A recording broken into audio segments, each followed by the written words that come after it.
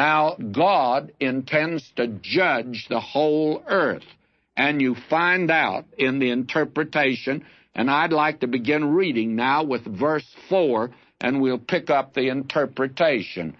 He says here, "Then I answered and said unto the angel who talked with me, What are these, my Lord? And the angel answered and said unto me, These are the four spirits of the heavens, which go forth from standing before the Lord of all the earth." Now, these spirits that are mentioned here are obviously angels that are directing this, the same that you have in the book of Revelation, that angels have charge of the judgments that are coming upon the Gentile nations. Now, will you notice that he answers by saying, "These are the four spirits of the heavens. They go forth from standing before the Lord of all the earth."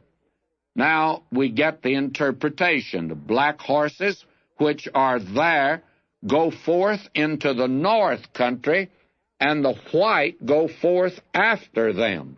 And the dappled go forth toward the south country.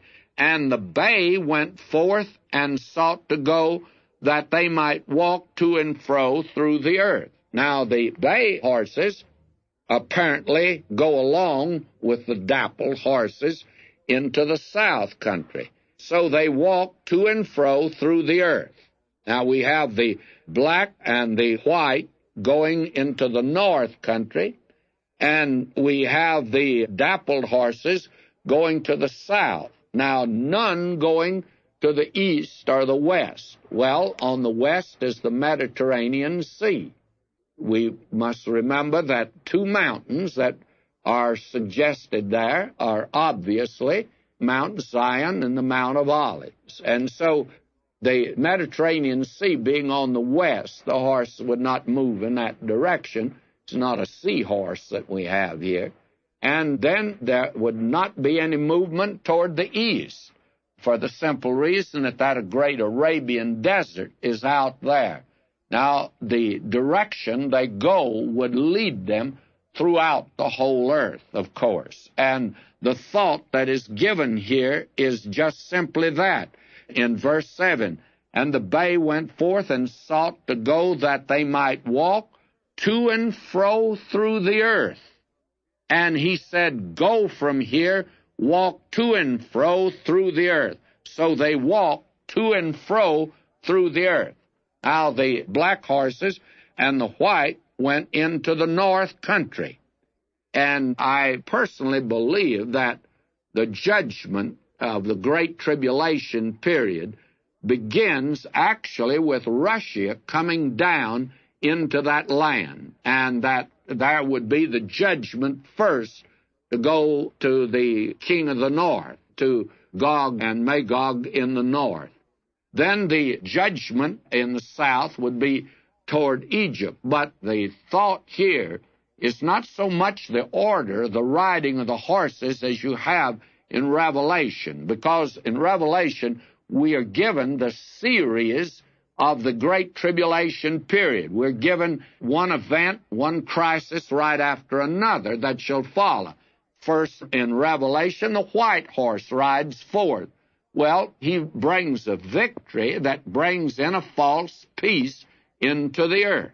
And actually, the world will think that they're entering the millennium when actually they're entering the Great Tribulation period. Because immediately after the white horse, there comes forth the red horse of war, and that breaks out worldwide. Then there rides forth this black horse, and this black horse is that of famine. Famine generally follows war, and also plague, and then death is the fourth one. The pale horse rides forth, or the dappled, as we have it here in the bay that are mentioned. So that we have here these four different chariots with the four different colored horses. Here, the order is not the important thing. It would seem to me that the important thing that is mentioned here is the fact that God intends to judge all the nations of the earth, and each one of these represents a judgment that is coming from God. This all takes place in the Great Tribulation period. And you find the four horsemen of the apocalypse, as John gives it, in the 6th chapter, and read on into the 7th chapter of the book of Revelation, and you'll find it mentioned there.